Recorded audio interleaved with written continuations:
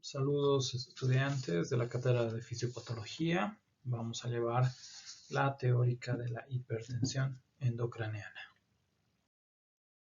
Como introducción tenemos que la presión intracraneana está determinada por un volumen cerebral. También está determinado por el líquido cefalorraquídeo y el volumen sanguíneo. Es así que durante toda la teórica tenemos que llevar los conceptos y leyes principales, especialmente dadas por la ley de Monroe-Kelly, el concepto como tal de lo que es una hipertensión endocraneana y dentro de sus clasificaciones, las etiologías y la fisiopatología que va a estar dada determinada entre la alteración entre el flujo y la alteración que va a producir el efecto masa, a lo cual nos va a llevar como siempre a un efecto isquémico o a un efecto de una herniación. Lo que nos va a correlacionar dependiendo el tipo de lesión que tengamos a nivel de la hipertensión en una manifestación clínica manifiesta. En la teoría de Monroe y Kelly podemos determinar de que la masa cerebral ocupa un 80%, un 10% lo que es el flujo sanguíneo entre venoso y arterial y el líquido cefalorraquídeo otro 10%. Hablando en ml, estaríamos hablando de una masa cerebral de 1500 ml, un líquido cefalorraquídeo de 15 ml y un volumen de flujo sanguíneo venoso arterial de 15 ml, dando un equilibrio en todo lo que es el sistema, tanto del contenido como del continente. El continente obviamente sabemos que es la parte ósea, el cráneo como tal, la bóveda ósea. Y el contenido lo tenemos en esta relación que no debe variarse para tener una presión intracraneal normal. Es decir, tiene que haber un equilibrio entre el flujo sanguíneo venoso arterial, la masa cerebral y el líquido cefalorraquídeo. Cuando se pierde estas condiciones fisiológicas, vamos a tener lo que es el aumento óseo del flujo, un efecto de masa o el líquido cefalorraquídeo que vamos a empezar a presentar una presión intracraneana aumentada. Y obviamente dependiendo el tipo de etiología que vayamos a tener y que esté produciendo ese efecto, es como se va a dar el tratamiento de acuerdo a lo explicado. Dentro de la anatomía y fisiología, como ustedes saben, el cerebro va a requerir el 15% del gasto cardíaco y del oxígeno inspirado consume un 20%.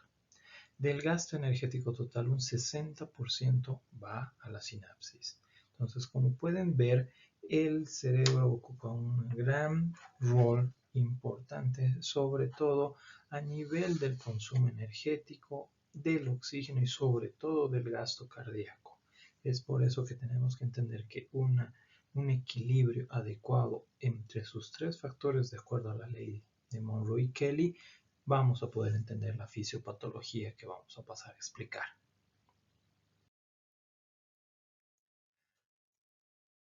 Hablando de las presiones, una presión intracraneal normal se la determina por una punción lumbar o también se la puede determinar a través de un cateterismo hacia los ventrículos mediante una craneotomía.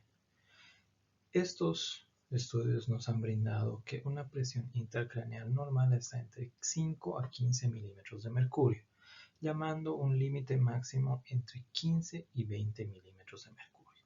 Una hipertensión endocraneana o intracraneana leve de 20 a 30, moderada de 30 a 40 y severo mayor a 40 milímetros de mercurio. Dentro de la etiología, obviamente tenemos diferentes causas, entre las cuales podemos evidenciar que está el aumento de volumen. Dentro de este aumento de volumen tenemos procesos expansivos intracraneales, como tumores del sistema nervioso central, colecciones subdurales, quistes aracnoideos, abscesos cerebrales, un edema cerebral, que es una lesión axonal traumática, puede ser una lesión hipóxico-isquémica. Eso lo van a entender más adelante en las diapositivas. Un edema vasogénico por infecciones del sistema nervioso central, infartos isquémicos o hematomas intracraneales. También el edema intersticial que se presenta en la hidrocefalia. También tenemos dentro de la etiología el aumento del líquido cefalorraquídeo por una hipersecreción, por unos papilomas en los plexos cauroideos, alteraciones de la reabsorción, por trombosis en los senos venosos, obstrucción del flujo del líquido cefalorraquídeo por hemorragias o por tumores o una malfunción de la válvula de derivación ventrículo-peritoneal atrial, obviamente posterior a un procedimiento quirúrgico. Otra de las etiologías que se pueden presentar es el aumento del volumen sanguíneo por una hiperemia, hipercapnia, una hipertensión arterial, un traumatismo craneal, trombosis de los senos venosos. También tenemos alteraciones fisiológicas y metabólicas sistémicas independientemente de la causa. La hipertensión endocraniana ocasiona 3 tipos de alteraciones, sobre todo cuando se presentan comprometidos con un síndrome de cava superior. También tenemos alteraciones en la microcirculación. Si se suman a una lesión ocupante de espacio, dan lugar a edema, isquemia perilesional, aumento a su vez de la zona de lesión. Herniaciones. Se puede producir herniaciones sin aumentos significativos de la presión intracraneana, como lesiones ocupantes de espacio de crecimiento lento, permitiendo la acomodación de la masa. En casos de crecimiento rápido, la herniación y aumento de la presión intracraneana se producen en forma simultánea. También hay alteraciones de la perfusión cerebral. Por encima de una determinada presión, disminuye la presión de perfusión cerebral, induciendo isquemia, con lesiones que suelen ser la causa de muerte de este tipo de pacientes. Para mantener la presión intracraneana normal en estos estados, se produce un mecanismo compensatorio en la que hay una reducción de algún otro compartimento. Y cuando ya no se puede tener esta reducción homeostática, aparece la hipertensión craneana. El desarrollo del síndrome se rige en la doctrina de Monro y Kelly, según el cual el aumento de cualquiera de los 3 volúmenes intracraneales debe ser compensado por la disminución del resto. De no ser así, aparece la hipertensión intracraneana. Múltiples situaciones pueden desencadenar este síndrome, como habíamos mencionado, por lo que es pertinente el diagnóstico adecuado y el abordaje de acuerdo a la etiología. El contenido del encéfalo puede expandirse por inflamación consecutiva por una lesión, traumatismo, una lesión, edema reactivo. La adición de un cuarto elemento como un tumor o un absceso también puede elevar la presión intracraneana. Es algo que no toma en cuenta la teoría de Monro, pero también trata de diferenciarla dentro del espacio de la masa, es decir, que se puede presentar una masa dentro del tejido cerebral, pero en otras referencias bibliográficas toman como la presencia de esta adición de tumores o abscesos como un cuarto elemento. Es así que la hipertensión intracraneal presenta 3 fases. La fase de compensación es una fase inicial donde el aumento de cualquiera de los componentes intracraneales produce un desplazamiento de la sangre y el líquido cefalorraquídeo a lo largo del eje espinal, manteniendo la presión intracraneana dentro de la normalidad.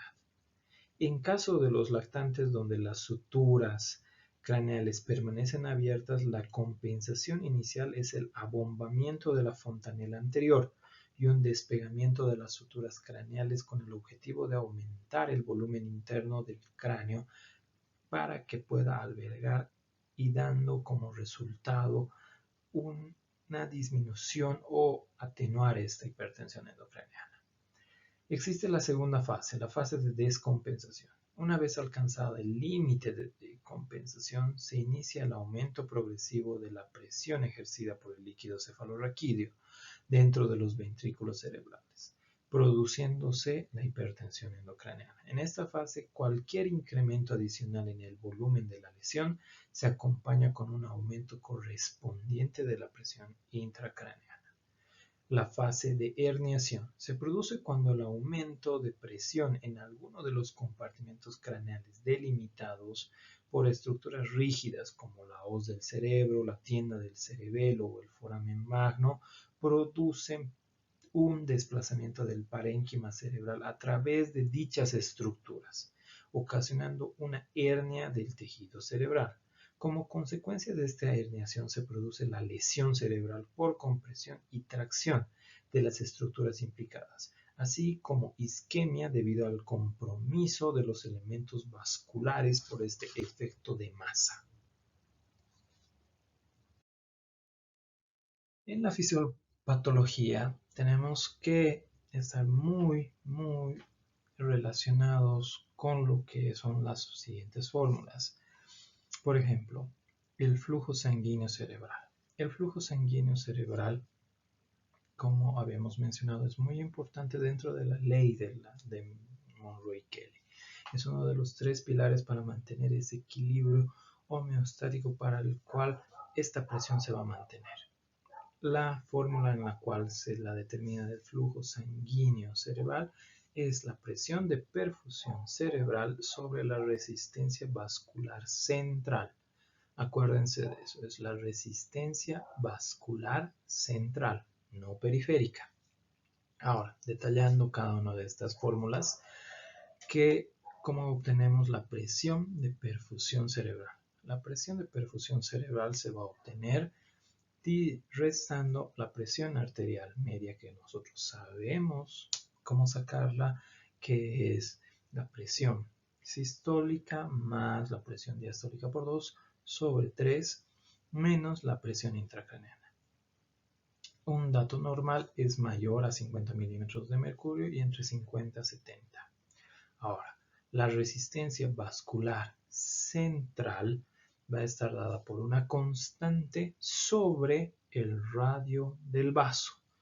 Esto quiero que tengan muy en cuenta porque gracias a estas 3 fórmulas vamos a poder determinar y sobre todo vamos a poder entender la fisiopatología de la hipertensión endocraneana.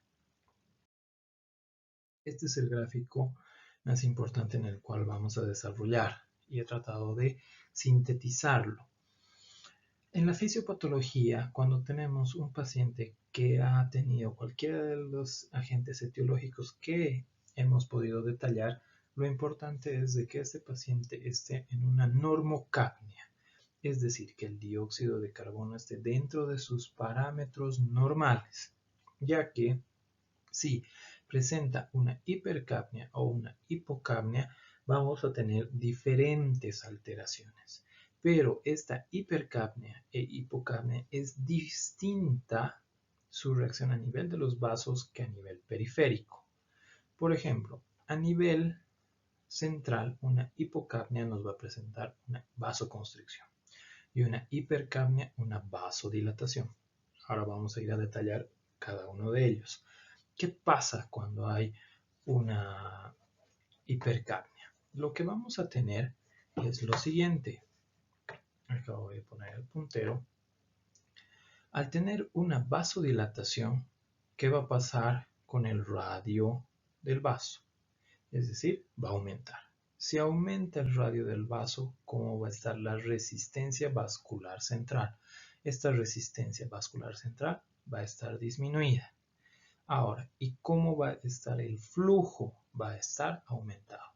Entonces tenemos si el flujo sanguíneo, como podemos ver en esta gráfica de la teoría de Monro-Kelly de los 3 compartimentos, si el flujo va a estar aumentado, es decir, que pierde completamente ese equilibrio entre los 3 compartimentos, produciendo un efecto de masa en una compresión al tejido cerebral y también una compresión a lo que es el líquido cefalorraquídeo por un aumento del flujo sanguíneo, lo que nos va a llevar posteriormente a una alteración este flujo que vamos a pasar a desarrollar cuando veamos también hipocapnia. Ahora, ¿qué pasa en la hipocapnia? Nos va a producir una vasoconstricción. Esa vasoconstricción, ¿qué va a pasar con la red, con el radio del vaso? Va a estar disminuido. Si está disminuido el radio del vaso, ¿qué va a pasar con la resistencia vascular central? Va a estar aumentada. Y si está aumentada, ¿qué va a pasar con el flujo sanguíneo? El flujo sanguíneo se va a encontrar disminuido.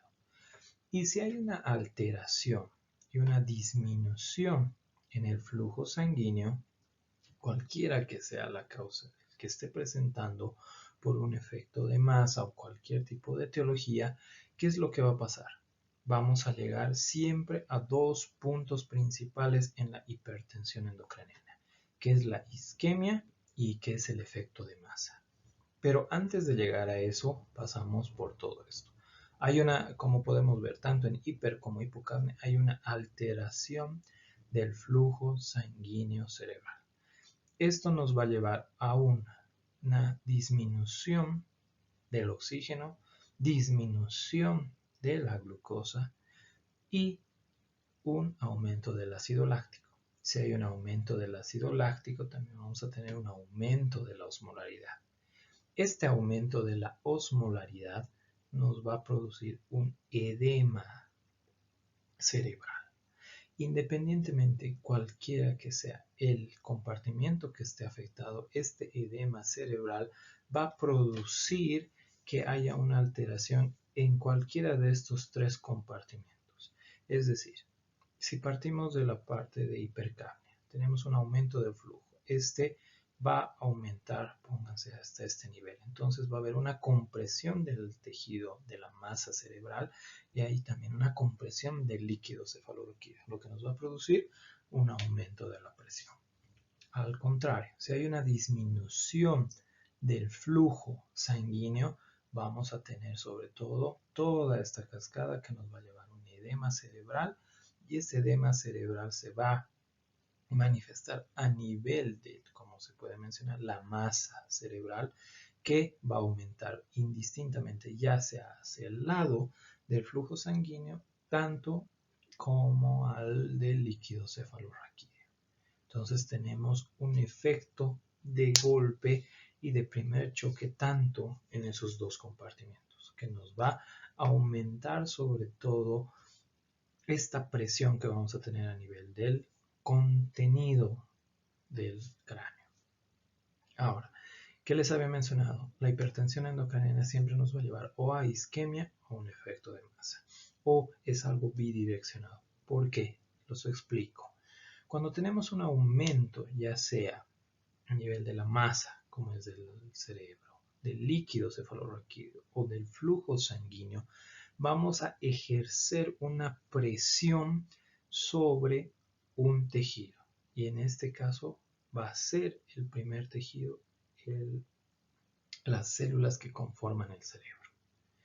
Esto, como ustedes ya han visto, tanto en la parte cardiológica, al haber una compresión de este tejido, también vamos a disminuir el calibre de los vasos o los vamos a colapsar completamente. ¿Y qué es lo que pasa en un tejido que no existe una adecuada perfusión? Primero hay una lesión, posterior tenemos una isquemia y después de la isquemia tenemos una necrosis. Pero también está relacionado a que si no está tratado adecuadamente vamos a tener herniaciones, es decir, que este efecto de masa que está creciendo dentro del continente, vamos a tener este tipo de manifestaciones como son las herniaciones.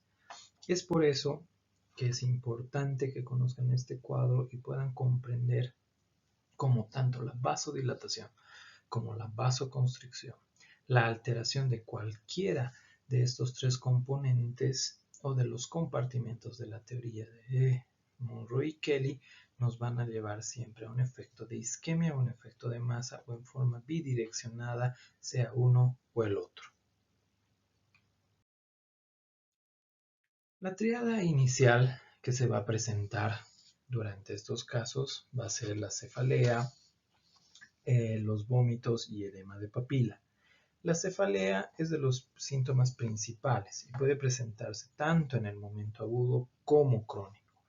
Es el síntoma más frecuente, cerca de un 54% de los casos, y la cefalea es característicamente opresiva, persistente y de tipo holocraneana, aunque a veces puede presentar un dominio a nivel frontal u occipital. Se puede agravar en decúbito y durante la noche con la capacidad de despertar al paciente.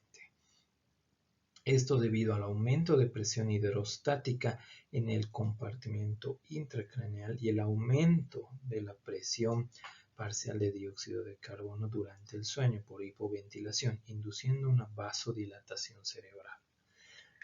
Hay que resaltar también que el cerebro no posee receptores nociceptivos, por lo que es incapaz de transmitir dolor, pero sin embargo, al aumentar la presión intracraneana se comprimen otras estructuras, tales como las meninges, dura madre, vasos sanguíneos, periósteo, produciendo esta cefalea característica. Los vómitos. Los vómitos son frecuentes, sobre todo en la mañana, propiamente por la posición de decúbito dorsal que presentamos durante la fase nocturna. Estos síntomas aparecen generalmente en un 40% de los pacientes y tienen la característica de presentar un vómito en proyectil. Eso significa sin estar precedidos a un estado nauseoso como tal, es decir, un vómito en proyectil. Este cuadro se presenta por hipersensibilidad del área postrema o área del reflejo del vómito localizado en el tronco cerebral cuando se eleva la presión intracraneana. Papiledema. El edema de papila, la cual es producto de una inflamación del nervio óptico, ocasionada por un aumento de la presión intracraneal, se piensa que se debe a un éstasis en el flujo axoplasmático del nervio óptico y que la hipertensión intracraneana frecuentemente produce esta congestión venosa retiniana con una dilatación capilar y un edema extracelular, y en estados más avanzados se produce una elevación del disco óptico por el edema y posteriormente las hemorragias retinianas. La progresión clínica. Esta progresión clínica va a estar dependiendo obviamente dónde está la lesión o la región que va a estar afectada. Por ejemplo, si estamos hablando de localizaciones, en este caso una localización tumoral en el lóbulo frontal, hay cambios en comportamiento variando entre el psiquismo aplanado y la moria frontal, pérdida de control de esfínteres y pérdida de fuerza de extremidades, lesiones en el lóbulo parietal, pérdida de discriminación de formas y sensibilidad. En el hemisferio dominante, la pérdida del reconocimiento derecha-izquierda, agrafia, alexia, acalculia, característico del síndrome de Hertzmann. En el lóbulo temporal, trastornos de la memoria. En el hemisferio dominante, trastornos del lenguaje, disfasia sensorial, motora y mixta. En el lóbulo occipital, trastornos visuales, hemianopsias, discromatosis, ceguera cortical, agnosia visual. En el cerebelo, ataxia, dismetría, disdiacocinesia, nistagmo. A nivel del tronco cerebral, alteración de pares cerebrocraneales, trastornos sensitivos y motores y disminución del nivel de conciencia. Fenómenos de enclavamiento, es decir, herniaciones. Por ejemplo, la hernia subfalcina.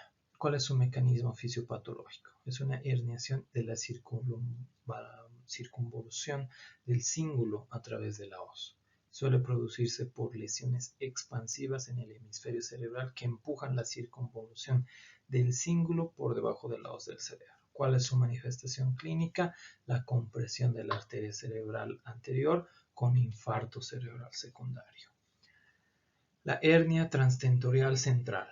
Un descenso del diencéfalo en mesencéfalo o la protuberancia pueden comprimir el acueducto de Silvio, causando hidrocefalia y también en el tronco, alterando los centros cardiorrespiratorios.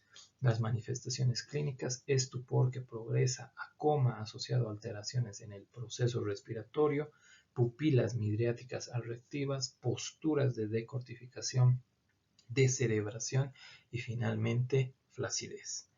La hernia transtentorial lateral o uncal, que su mecanismo fisiopatológico, que es un descenso del uncus hacia el interior de la cisterna supracelar a través del tentorio, con compresión del tronco cerebral, arteria cerebral posterior y tercer par craneal ipsilateral.